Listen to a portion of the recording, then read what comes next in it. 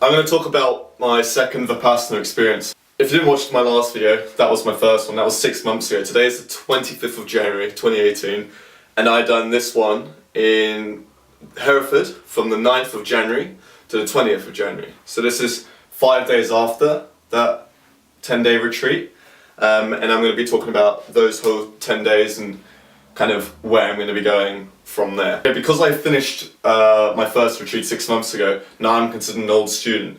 And the difference between an old student and a new student is there's two main key differences. One of those is I'm not allowed dinner, so I'm allowed to have breakfast at like 6:30 and lunch at 11, but I'm not allowed to have dinner, which is normally about 5 o'clock.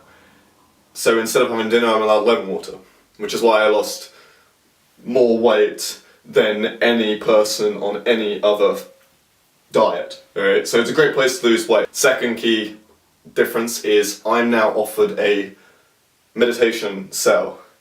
It's much like a prison cell, but I think it's slightly smaller. I can't quite lay down in it, but the idea is it's a very small, private kind of room. I've got my, basically, when I say room, quote unquote, is because I've got 3 walls around me and just a little curtain behind me. But the difference is I haven't got any distractions. If I open my eyes, all I see is walls. So it's not claustrophobic, I wouldn't say at all, but it's kind of like there's no distractions. So before going in, my two main concerns were the fact that I wouldn't be able to have dinner and I would be in this cell. One, because if I don't eat for 34 hours, as it is now, even though I'm not very skinny, but if I don't eat 34 hours, I'm very on edge, agitated, pretty irritable very quickly, short fuse, things like that. The other thing that I was freaked out was a cell. I am slightly claustrophobic, but going into it, after the first 2 days I noticed that's not a problem at all. That's actually, well, the dinner was, you know, I'd like to have dinner, but those worries, those main concerns were nothing, absolutely nothing to what shit I was going to be getting myself into. Because I already completed the whole 10-day retreat a while back, I thought going into this one would be much, much easier. I thought because I've already got my core foundation kind of built in me, I could go in with ease. And I was very wrong. And this is why. For those of you who don't know, maybe you should read about it, but the first days 1, 2, 3 and halfway through 4, you focus on anapana, which is just observing your breath kind of thing. For me, what that was when you turn on the tap in your bathroom or your kitchen and you have water flowing out, instead of nice, cold, crisp, clear water, what was coming out instead was pure shit thoughts, like the worst thoughts, the most negative, depressing, miserable, hateful, wretched thoughts. Really harsh on your brain, like it was very, very intense. Everything, you're trying to focus on your breath, observe your respiration naturally, things like this. 15 seconds later you're thinking, fuck, why didn't I say this to that person 3 years ago? If I said this, then that would have occurred, and if that would have occurred, I'd be a lot happier because this would be the outcome, or had I said this, then this would not have occurred because of that, because what would happen? You know, you're playing all these games, and then I was having arguments with people in the future, people I didn't even know. You know, I was thinking about primary school, secondary school, all the schools I've been to, my past, my future, and it's really mental, because if you kind of stand back, you realise, oh, hang on a minute, all these thoughts of the past, which are irrelevant because they've occurred, and all these future thoughts are also irrelevant currently because, well, 1, I can't do anything for 10 days, and 2, I'm thinking so far ahead and planning every little bit. Why, when I'm not focusing on now? And then you sometimes get a bit annoyed, focus on your respiration again, 15 seconds later, the whole shebang restarts. Naturally, I had a lot of back pain, and I've had neck issues for like 6-7 years now, maybe, because of years of bad posture, which I'm still trying to sort out now. But I was dealing with a lot of back pain and a lot of neck pain. Times when I wasn't in the meditation hall, the Dhamma hall, or we were kind of walking from A to B or B to C or wherever in my free time, I was thinking to myself thoughts of like, fuck, like, why do I do this? Like, what's the point? Like, what do I gain from this? What am I here for? You know, I was thinking stuff like this, like it's crazy. I put myself there and I was thinking doubting everything that I had done and worked up to this point, and I was doubting everything that I'd ever done. I didn't ever think that I was going to think of leaving or quitting. I never had a thought of that. I knew I was going to do it, because not just because I'd done it in the past, but I knew there was a light at the end of the tunnel. I knew I could keep working hard towards it, and that was all part of it. But when you're in that point, you're just like, this is fucking horrible. Like, this is just fucking horrible. I don't know why I do this, you know? So then, after all those thoughts and those first 3.5 days, on day 4, that's when the real work started to be, and that's when Vipassana gets first introduced, and that's when you start working harder. And from day 4 onwards, you get introduced into the daily group sittings, 3 hours a day, where you're not, well, it's not that you're not allowed to move, but it's recommended you don't move. They call it the determination sessions, just do not move. Yeah. So now that the technique has been reintroduced to myself, and we're starting the whole process of observing every single part of my body and watching it and, you know, viewing it, not judging it and things like this, flinging away the pain and flinging away the joy and thinking everything is impermanent. That's when I was like, right, now this is what I came here for, now I've got to start working.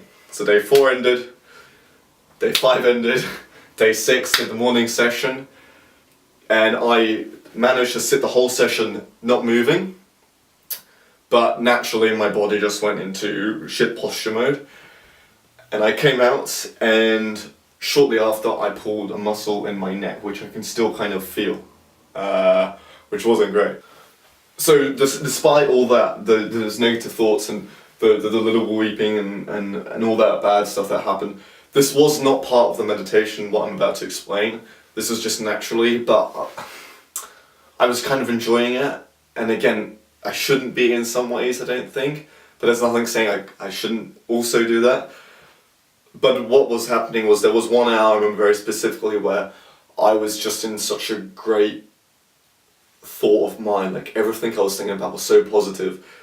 It was especially about like the, I don't want to say the dark times, but when I used to live in Leamington and Lithuania, like I felt like it was quite a hard part of my life, and not necessarily Leamington, but Lithuania was very difficult, but specifically these 2 points of my life, I was just thinking about the greatest of thoughts. It was childhood friends and going out and what we did there and how much fun we had doing this and going there, you know, it was all these great thoughts. And even with that 1 hour, there was, I remember there was two times when I thought about something negative naturally, but I was like, oh, like, that person did this. I was like, wait, that person did this, but fuck that. This is what happened after. That was so much better. This much negativity compared to that much of a smile on my face. Like, I'd take that. That was amazing, you know. And I kept just thinking great thoughts, and I think that's when the technique kind of hit me. And I think from then on there till the end, I was just kind of like able to deal with everything a little bit better and naturally looking at the positive side of things.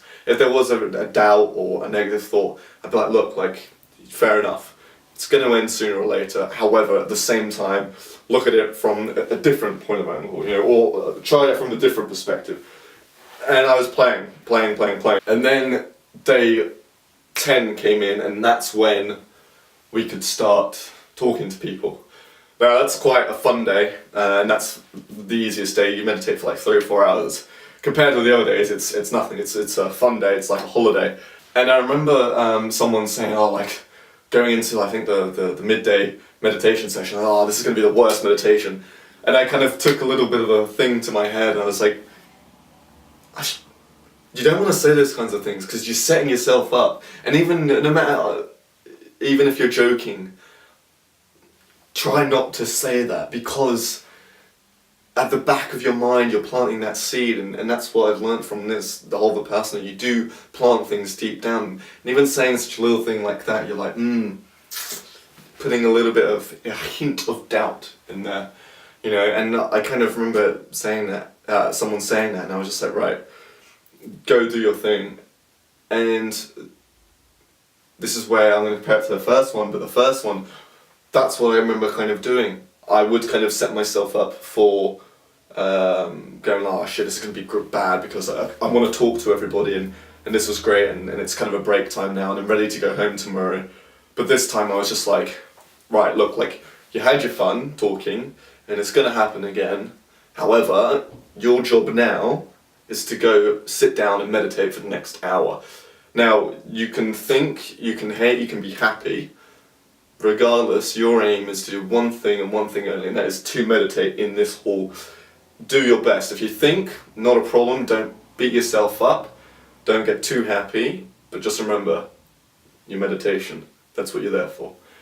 So my concentration, I would say, was, especially from day 4 after, my concentration was so much higher, and I was so much more willing to work, and I wanted to work really hard this time.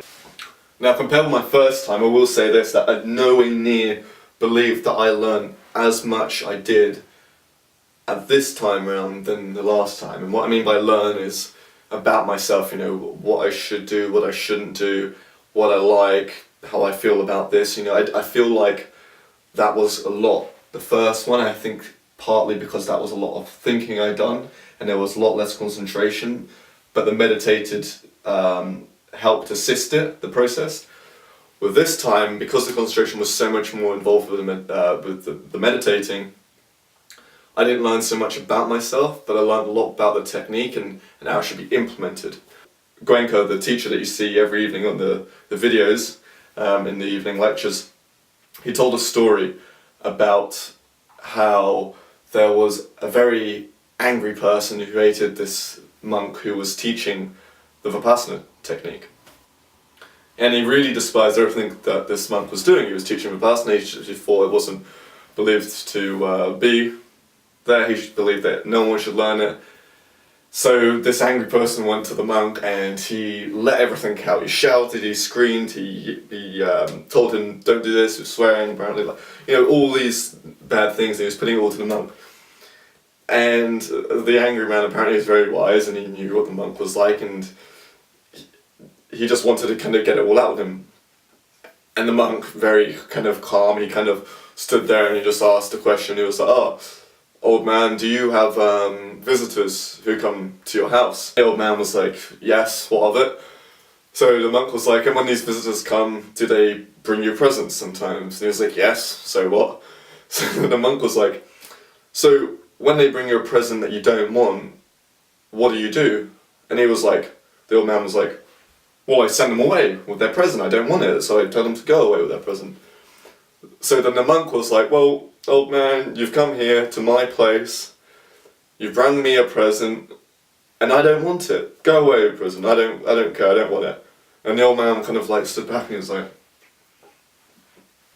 Now you may want to listen to the story from the man himself, he probably says it much, much more funnier and in a better way, but I like the idea, I like the concept of that story. And I really took a lot away from that, I think, because when people come up to you and they give you all this negativity, they give you this hatred, they give you all this stuff, I think I used to, in my past, I used to listen to it. Even now, don't get me wrong, even now, but in my past I used to listen to it a lot.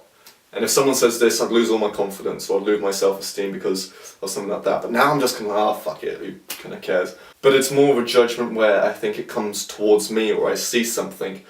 And, for example, I will go out some places, and if I'm in quite a good mood, and for example, one of the people I'm with, or a person I speak to or something, they're in not a great mood, or they're not very happy, or they're not on the same level as I am, and they have every single right not to be in the same way I am, because they can't be, because no, it's just impossible. But when I encounter that person, and I've got this certain mood and they've got this certain mood, and let's say my mood is slightly more upbeat and uprising and they're quite slump and down, I might let their mood take into effect into me. If I say, oh hey, how are you, really happy, and like, yeah, good, I might be like, oh fuck, like they're in a really bad mood, and then I might start becoming a bit more in a bad mood, and I will start inheriting every single trait that they are giving bad or whatever it is into me, and I don't want that. And on top of that, that might just be who they are, right? That they might be the nicest person known to humankind. However, they don't have the same level of showing it the way I have, right? And that's completely fine. But this judgment thing plays a lot with your head. And I think when you encounter that kind of a person, or when I encounter that kind of a person, they might be a very nice, kind person, but their way of showing it is completely against my way, right? So I'm judging them from the outside, but inside they're a lot different, okay? And I don't want that. I want to be me, and if someone acts a certain way, I don't really want to I'll take notice, but I don't want to care, kind of thing, I don't want to inherit anything. I want to be me, and I think this is a great way of learning that. And it's took me a while to find this, but I think this is the right way. And I said this in the last video, I dipped my toes into the technique, and now I think I dip my ankle. And the first 10 days was one thing, this 10 days is a second. Now I've done 20 days, and I've started to learn a lot about it. But I think the first time was a bit difficult because I was travelling, and it was halfway through my 3-month travels, and I could not meditate after that because I was staying at hostels.